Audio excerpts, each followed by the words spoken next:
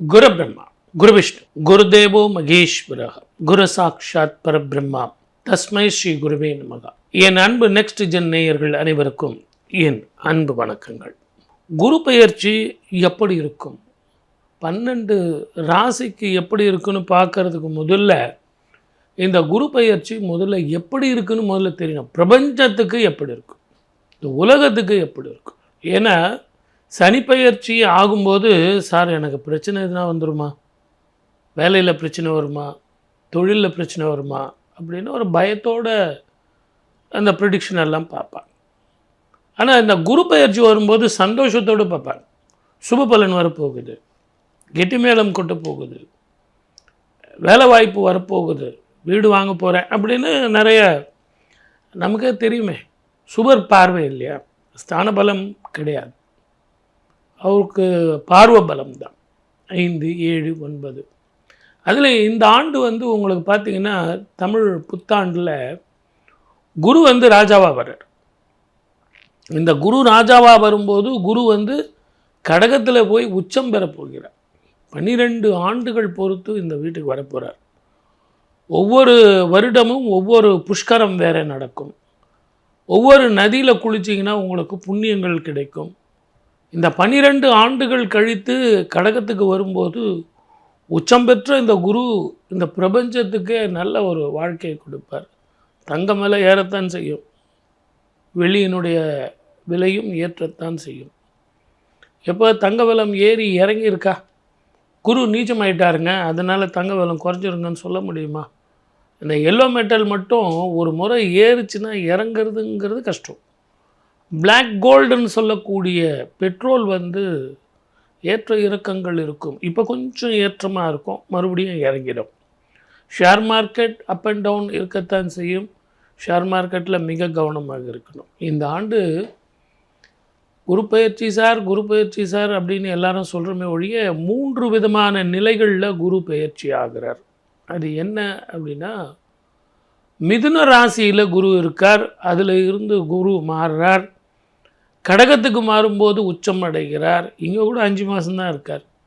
மறுபடியும் சிம்மத்துக்கு போய் அதிச்சாரமாக மாறுகிறார். அதிச்சாரமாக போயிட்டு திருப்பியும் வக்கரம் பெறுகிறார். ஸோ 1 வருஷம் இருக்கக்கூடிய குரு உச்சம் பாவம் கடகராசிக்கு பார்த்திங்கன்னா கண்டகச்சனி, அஷ்டமசனி அப்படின்னு 5 வருஷம் அப்படிங்கிறது 5.5 வருஷமாக போயிடுச்சு. இப்போ பார்த்திங்கன்னா 1 வருஷம் இருக்க வேண்டிய குரு 5 மாதம், அதில் ஒரு 3 மாதம் 8 மாதம்தான் இருக்கார். அப்படி சுப விஷயங்கள் அவ்வளவு பெருசாக இல்லைனாலும் நல்ல விஷயங்கள் நடக்குமா அப்படிங்கிறத நம்ம பார்க்கணும். சனியும் செவ்வாயும் சேர்ந்து இருக்கிற இந்த காலகட்டத்தில் மீனத்தில் நீரினாலும் நெருப்பினாலும் இயற்கை அழிவுகளாலும் போர் பதட்டங்களாலும் பிரச்சனைகள் இருக்கத்தான் செய்யும். இதற்கு குரு பயிற்சி மாத்திரம் இல்லை, 2031 வரைக்கும் ரிஷபத்தில் சனீஸ்வரர் மாறும் காலம் வரைக்கும் இந்த அழிவுகள் இருக்கத்தான் செய்யும். அதே மாதிரி குருவனுடைய சாதகத்தினால மலை போல வர பிரச்சனைகள் பனி போல மாறும்ன்ற நம்பிக்கை நமக்கு உண்டு. அதே நேரத்தில் இந்த குருவோடு சேர்ந்து கேதுவும் இணைய போகிறார். ஞானகாரகன் 18 வருஷத்துக்கு ஒரு முறை அந்த வீட்டுக்கு வரப்போகிறார். அப்போ குருவும் கேதுவும் இணையும் காலத்தில் 12 ராசிக்காரர்களும் 27 நட்சத்திரக்காரர்களும் கண்டிப்பாக காசி, கயா, ராமேஸ்வரம் போயிட்டு பித்ருக்களுக்கு தர்ப்பணம் பண்ணுறது அப்படிங்கிறது ரொம்ப ரொம்ப விசேஷமானது. ஆகவே பொது பலன் சொல்லியிருக்கேன். இதெல்லாம் உங்களுக்கு இன்ஸ்டன்ட் ஃபுட்டு தான். உங்கள் ஜாதகத்தில் எப்படிப்பட்ட பலன்கள் நடக்கும், மகாதிசைகள் இருக்குது அப்படிங்கிறத பார்த்து குரு உங்களுக்கு பலன் தருவாரா, உச்சமா நீச்சமா, குரு தசை நடக்குதா அப்படிங்கிறத பார்த்து தான் பலன் சொல்லணும். இருந்தாலும் யூடியூப்பில் ஒரு இன்ஸ்டன்ட் ஃபுட்டு மாதிரி இந்த குரு பயிற்சி எப்படி சார் இருக்கும் அப்படிங்கிறதுனால இது கொடுத்துருக்கேன். பொது பலன் சொல்லியிருக்கேன். சர்வ ஜாக்கிரதையாக இருங்க. அதே நேரத்தில் 12 ராசிக்காரர்களுக்கு எப்படி இருக்குன்னு சொல்லிட்டு இப்போ நம்ம பார்க்கலாம். வாங்க நிகழ்ச்சிக்கு போகலாம். மகர ராசிக்காரர்களுக்கு எப்படிங்க இருக்கா? முதல்ல உங்களுக்கு 7.5 சனி முடிஞ்சு குரு பார்வை தொடங்குது. 12 வருஷங்களுக்கு ஒரு முறை மகர ராசிக்கு உச்சம் பெற்ற குரு உங்கள் ராசியை பார்க்க போகிறார். அதனால் இழந்த பொருள் சேரும். இழந்த சொத்து வந்து சேரும், இழந்த செல்வாக்கு வந்து சேரும், மறைந்த பொருள்கள் எல்லாம் பணமாக கொட்டும். எனக்கு ரெக்கக்னேஷனே இல்லை சார், நானும் எவ்வளவோ கஷ்டப்பட்டு உழைக்கிறேன். மகர ராசி எப்போவுமே நீங்கள் பிறந்ததுலேருந்தே பார்த்தீங்கன்னா அடுத்தவனுக்காக உழைச்சிக்கிட்டே இருக்கீங்க. உங்களுக்கு என்ன உழைக்கிறீங்க, உங்கள் குடும்பத்துக்கு என்ன உழைக்கிறீங்க தெரியவே தெரியாது. அது படிக்கும்போதும் சரி, இப்போ வேலைக்கு போகும்போதும் சரி, உங்களுக்குன்னு ஒரு செலவு ஒன்றுமே இருக்காது.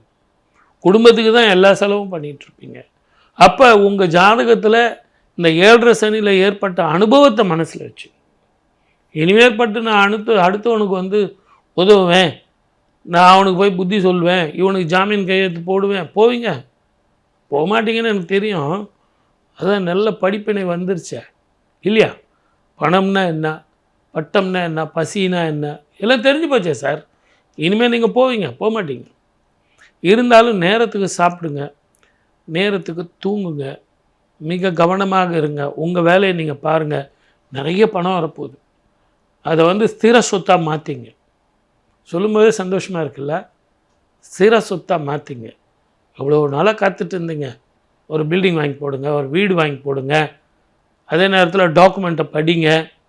டபுள் டாக்குமெண்ட் இருக்க போகுது, அட்வொகேட் கிட்ட கொடுத்து அதை ஒழுங்காக பார்க்க சொல்லுங்கள். நீங்களும் அவருக்கு ஹெல்ப் பண்ணுங்கள். வெறும் டாக்குமெண்ட்டை கொடுத்தா போதும் சார், அவர் பார்த்துக்குவார் சார். டாக்குமெண்ட்டை அவர் பார்ப்பார் சார்.